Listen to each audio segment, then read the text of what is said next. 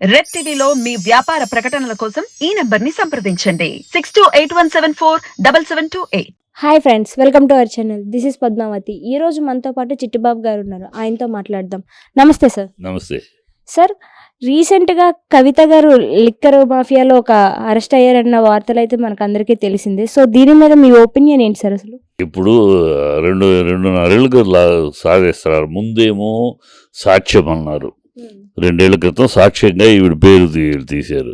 ఆ తర్వాత సంవత్సరానికి అనుమానితురాలు అన్నారు, ఇప్పుడు నిందితురాలు అంటున్నారు. సో ఏమిటి ఆ అమ్మాయి ఏదో రకంగా ఈ పొలిటికల్ గేమ్గా కనపడుతుంది తప్పితే నిజంగా తప్పేదని జరుగుంటే ఈ 2.5 ఏళ్ళు ఎందుకు 2.5 ఏళ్ళు ఎందుకు పట్టాలని?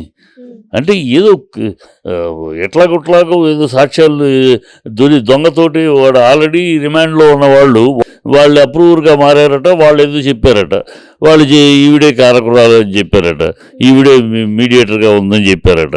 కనుక వాడు అసలు రిమాండ్లో ఉన్నాడంటే వాడు దొంగ చెప్పిన సాక్ష్యాన్ని వాడు తప్పించుకుంటానికి అప్రూవర్గా వాడిని తప్పించుకుంటానికి నేను కాదు ఇదిగోని ఎవరి మీద చేయి చూపిస్తే వాళ్ళు ఆ సాక్ష్యాన్ని అడ్డు పెట్టుకుని దానికి ఎంత వ్యాలిడిటీ ఉంటుంది? ఒక రిమాండ్ ఖైదీ ఇచ్చే సాక్ష్యానికి ఏం వ్యాలిడిటీ ఉంటుంది? అది పట్టుకుని అరెస్ట్ అంటారు. ఈ ఒక పొలిటికల్ గేమ్ అంటే బీఆర్ఎస్ని ఎట్లాగైనా తొక్కేయాలి. ఈ రీజనల్ పార్టీ అనేది ఉండకూడదు. ఈ కాంగ్రెస్కి బీజేపీకి ఇద్దరికి కూడా 2 జాతీయ పార్టీలకి ఈ 2 జాతీయ పార్టీలు ఈ విషయంలో ఇద్దరు కలిసి ఆడుతున్న డ్రామా. ఎందుకంటే వాళ్ళకి జాతీయ పార్టీ నువ్వో నేను అంతే, ఈ రీజనల్ పార్టీలు ఉండకూడదు. అందుకని ప్రతి స్టేట్లోనూ తమిళనాడులో డిఎంకేని, అక్కడ మమతా బెనర్జీ ఏ స్టేట్లో వచ్చే రీజనల్ పార్టీని వెంటాడటమే. రీజనల్ పార్టీలు ఉండకూడదు, ప్రాంతీయ పార్టీలు ఉండకూడదు, ప్రాంతీయ నాయకులు ఉండకూడదు. ఎంతసేపు ఢిల్లీ వాళ్ళ చేతిలో ఉండాలి, పార్టీలు వాళ్ళ చేతిలో ఉండాలి, అధికారులు వాళ్ళ చేతిలో, ఇక్కడ మిగతా ప్రాంతీయం అంతా కూడా వాళ్ళ దగ్గర సామంతులాగా ఉండాలి. ఈ దౌర్భాగ్యపు ఆలోచన వల్ల ఇవన్నీ జరుగుతున్నాయి. లేకపోతే నిజంగా ఉంటే 2.5 ఏళ్ళు ఎందుకు పడుతుంది? అంటే ఎట్లా ఇరికించాలని వెతుకుతున్నారు సోర్సెస్, ఎతికి ఎట్లా అది పట్టుకు వాడు చెప్పాడు, వీడు చెప్పాడు, ఇంకోటి చెప్పాడు, వెంకయ్య చెప్పాడు, ఇంకోటి అని చెప్పేసి అలా సోర్సెస్ లాగి ఇరికిస్తుంది 2.5 ఏళ్ళు. ఇది ఒక పెద్ద డ్రామా, పొలిటికల్ డ్రామా అంతే. అంటే కాంగ్రెస్ పార్టీ వాళ్ళు కావాలనే ఇది అంతా ఒక మైండ్ గేమ్ ఆడారు, కావాలని ఇదంతా చేశారు అని అనే వార్తలు కూడా వినిపిస్తున్నాయి. ఇది నిజమే అంటారా? కాంగ్రెస్ బీజేపీ 2 కూడా ఈ విషయంలో తోడు దొంగలు. వాళ్ళు ఇద్దరు కూడా వాళ్ళకి రీజనల్ పార్టీలు ఉండకూడదు. ఎలాగోలా బీఆర్ఎస్ నొక్కేయాలి. ఇక్కడ రాష్ట్రంలో బీఆర్ఎస్ నొక్కేస్తే, బీఆర్ఎస్ పరువు తీసేస్తే పంచుకోవచ్చు మన ద్రోహ మధ్యలో బీఆర్ఎస్ ఏంటి, ఈ రీజనల్ పార్టీకి ఎందుకు మనం ఇవ్వాలి? ఎప్పుడైతే కేసీఆర్ గారు నేషనల్ లీడర్గా ఎదుగుతున్నారో, నేషనల్ లీడర్గా వెళ్ళడానికి అడుగు ముందే వేశారో వీళ్ళు భరించలేకపోతున్నారు. భరించలేక అప్పటి నుంచి మొదలైంది ఈయన మీద దాడి. ఇద్దరు కలిసి ఆడుతున్న నాటకం ఇది. ఇద్దరు కలిసి ఎట్లాగొట్లా బీఆర్ఎస్ తొక్కిచ్చేస్తే ఈ రాబోయే ఎన్నికల్లో, లేకపోతే నిన్న అనౌన్స్మెంటు, అంతకు ముందు రోజు అరెస్టు. ఇన్ని రోజులు ఏంటి, కరెక్ట్గా ఎలక్షన్ అనౌన్స్ చేయబోయే ముందు తీసుకెళ్ళి అరెస్ట్ చేయడం. అది శుక్రవారం టికెట్లన్నీ బుక్ చేసుకుని ఆల్రెడీ 8:45కి ముందే అక్కడ 19వ తారీఖు కోర్టు, సుప్రీంకోర్టులో కేసు ఉంది. 2 సార్లు అటెండ్ అయినాక సుప్రీంకోర్టులో కేసు వేసుకున్నాం. ఏమని, ఇలాగ ఆడవాళ్ళని విచారించే విధానం ఇది కాదు, వాళ్ళు ఇష్టం వచ్చినట్టు రావటం, మా ఇంట్లో విచారించాలి, అంతేగాని మాట వెళ్తే రాకూడదు. కేసు వేస్తే ఆ కేసు సుప్రీంకోర్టులో ఉంది. సుప్రీంకోర్టు మొన్న వాయిదా ఇచ్చింది. 19వ తారీఖు ఇచ్చింది, అంటే రేపటికి ఇచ్చింది వాయిదా. ఈ 2-3 రోజులు ఏం కొంపనికిందని, ఈ 2-3 రోజులు ఏంటనే పైగా వీళ్ళు సుప్రీంకోర్టులో హామీ ఇచ్చారు, ఆ తీర్పు వచ్చేదాకా కూడా మేము ఎలాంటి యాక్షన్ తీసుకోమని. దాన్ని వైలేట్ చేశారు. ట్రాన్సిట్ ఒక రాష్ట్రం నుంచి మరో రాష్ట్రానికి అనుమానితులు, ఖైదీలో ఎవరైనా తీసుకెళ్లాలంటే ఇక్కడ మ్యాజిస్ట్రేట్ దగ్గర సబ్మిట్ చేసి ఈ స్టేట్ యొక్క ఆ మ్యాజిస్ట్రేట్ దగ్గర నుంచి పర్మిషన్ తీసుకుని మరో స్టేట్కి తీసుకెళ్ళాలి. ఇది రూలు, చట్టము. అది కూడా అతిక్రమించి ట్రాన్సిట్ లేదు. అది అడిగితే కేటీఆర్ గారు ట్రాన్సిట్ ఆర్డర్ ఉందా అంటే అది మీరు ఢిల్లీలో వచ్చి అడుక్కోండి అంటాడు. అంత హబ్బావంతో చెప్తారు. అంటే వెనకాల వాళ్ళకి బలమైన సపోర్టు గవర్నమెంట్ నుంచి ఉంది, బీజేపీ సపోర్ట్, హోమ్ మినిస్టర్ నుంచి ఫుల్ సపోర్ట్ ఉంది కనుక మీరు ఇష్టం ఎట్లయినా చేయండి, అరెస్ట్ చేయండి, లోపల పెట్టండి, రూల్స్ చట్టం అయినా మేము చూసు మీ వెనకాల మేము ఉన్నాలే అని భరోసా లేకపోతే ఒక ఆఫీసర్ అంత తలబిరుసుగా మాట్లాడు కదా, తలబిరుసుగా ఢిల్లీకి వచ్చి కనుక్కోండి అంటాడు. ఏమిటే ట్రాన్సిట్ ఆర్డర్ లేకుండా నువ్వు ఎలా తీసుకెళ్తావు అడిగితే చెప్పాలి కదా, ఇదిగో అయినా ట్రాన్సిట్ ఆర్డర్ మా దగ్గర లేకపోతే మేము ఈ కారణం చేసి తీసుకెళ్తున్నాం, లేకపోతే ఈ చట్టం తీసుకెళ్తున్నాం చెప్పాలిగా, మీరు ఢిల్లీకి వచ్చి అడుక్కోండి అంటాడు.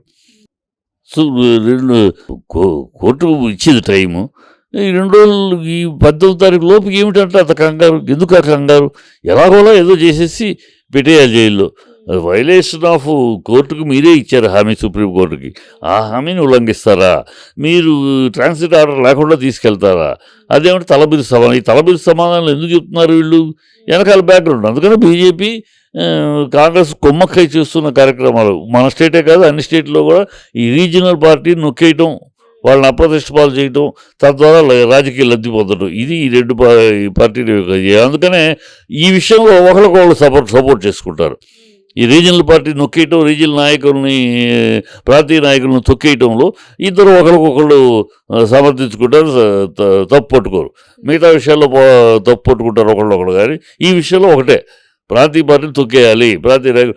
ఇది వాళ్ళది కాదమ్మా ఈ దేశంలో. అంటే ఎదుటి వాళ్ళని తొక్కేయడం కోసం పార్టీలు కుమ్మక్క అయిపోతారు అని అంటారు అన్నారు. అంటే ఎంత పడకపోయినా సరే ఒకళ్ళని తొక్కేయడం కోసం కుమ్మక్క అయిపోతారు అంటారు. ఒకళ్ళు దానికోసం శుభ్రంగా కుమ్మక్క అయిపోతారు. ఇక్కడ ఇది ఇప్పటిది కాదు, సౌత్ ఇండియా నుంచి ఏ నాయకుడిని పెరగనివ్వరమ్మా నార్త్లో.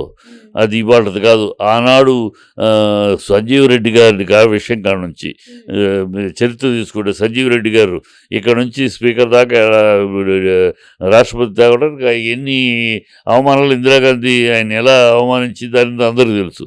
అలాగే Annadurai, CN Annadurai Tamil Nadu chief minister, Kamaraj garu Tamil Nadu ప్రముఖ లీడరు, పివి నరసింహరావు గారు, ఇవాళ కేసీఆర్ గారు, ఎవరు కూడా ఈ సౌత్ ఇండియా నుంచి అలా ఎమర్జ్ అయ్యి ఒక నేషనల్ లెవెల్ లీడర్ అవుతున్నారు అంటే వాళ్ళ కళ్ళు గెడతాయి నార్త్ ఇండియాలో.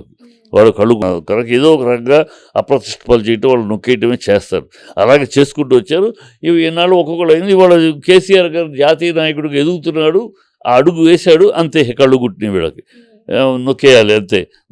నొక్కే విషయంలో ఇద్దరు ఒకటే, జాతీయ పార్టీలు 2 కుమ్మకైపోవడం అదే జరుగుతుంది. మేము పక్కా సాక్ష్యాధారాలు దొరికాయి కాబట్టి ఇమ్మీడియట్లీ యాక్షన్ తీసుకున్నాము, అందుకే మేము ఉన్న పలంగా తీసుకెళ్ళి అరెస్ట్ చేసాము అన్న వార్తలు కూడా అంటున్నారు వాళ్ళు. సో మరి దీని మీద మీ ఒపీనియన్ ఏంటి సార్? అసలు అది ఏం సాక్ష్యాధారాలు ఉన్నాయమ్మా? సాక్ష్యాధారాలు దొంగ చెప్పిన సాక్ష్యం. ఆల్రెడీ రిమాండ్లో ఉన్న ఒక దొంగ, వాడు ఆల్రెడీ రిమాండ్లో ఉన్నాడు. రిమాండ్లో వాడు రిమాండ్లో ఉన్న దోషి వాడేదో చెప్పాడు, అది నిజమంటే ఎట్లా? వాడు రిమాండ్లో ఉన్నాడు, జైల్లో ఉన్నాడు. వాడు జైల్లో ఉన్నవాడిని మీరు వాడేదో అప్రూవర్ అయ్యాడు, వాడేదో కొన్ని విషయాలు చెప్పాడు అంటే ఒక దొంగ చెప్పే విషయాలు మీరు సాక్ష్యాలు గాను అవి 100% నిజాలు కానీ ఎలా పరిగణిస్తారు? దొంగే. వాడిని తప్పించుకోవడానికి 100 పేర్లు చెప్తాడు. వాడు తప్పించుకోవడానికి వేసి నాకు సంబంధం లేదంటే అది కూడా చేతులు చూపిస్తాడు, వాళ్ళ మీద చేతులు చూపిస్తాడు. అది కోర్టులో తేలాలి. వాడు చెప్పింది ఎంతవరకు నిజమే. ఈ లోపల మీరు దోషి అని కన్ఫర్మ్ ఎట్లాగా చేస్తారు? ఎట్లా కన్ఫర్మ్ చేస్తారు? ఎవడో ఒక దొంగ చెప్పిన సాక్ష్యాన్ని తీసుకుని మీకు దోషి చెప్పేస్తారా? కదా, ఇది అబ్జర్వ్. అసలు వింటానికి కూడా అసహ్యంగా ఉంది. ఏంటి మీ దగ్గర ఉన్న సాక్ష్యాలంటే అప్రూవర్గా మారిన దోషి ఆ పెళ్ళయ్య చెప్పాడు, లేదా ఇంకొక అన్నయ్య చెప్పాడని. వాళ్ళెవరు బయట ఉన్నవాళ్ళు కాదు, వాళ్ళ నీతిపరులుగా, వాళ్ళు ఆల్రెడీ అవినీతి పరులుగా దోషులయ్యి జైల్లో ఉన్నారు. వాళ్ళు చెప్పింది సాక్ష్యాలు, వాళ్ళు చెప్పింది ఆధారాలంటే ఎటా? ఇక వింటానికి కూడా అసహ్యంగా లేదు. ఇవన్నీ రాజకీయంగా ఎత్తుగడలు అంతే.